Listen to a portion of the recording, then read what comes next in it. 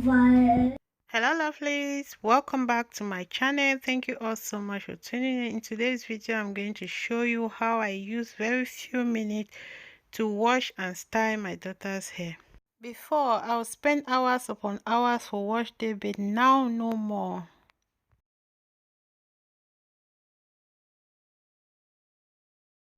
Today I'm using Shea Moisture Kits products for her hair, and that's not what I use all the time.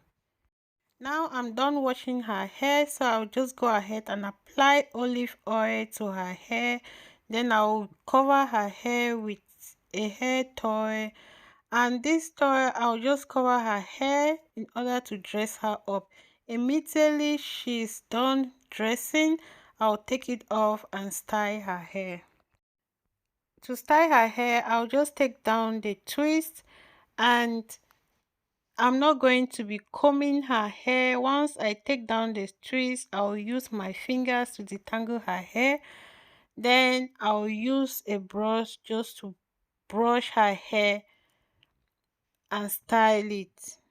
The reason why I wash her hair in this protective style or in twist is because it saves time, it prevents tangle, it reduces breakage, and it also helps to prevent shrinkage.